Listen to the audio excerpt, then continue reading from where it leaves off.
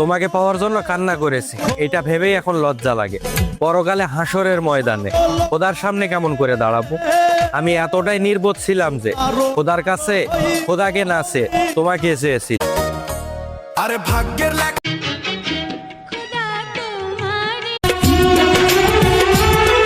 আজ একটা সত্য কথা বলি, ফুল দিয়ে মালা হয়, পাতা দিয়ে নয়।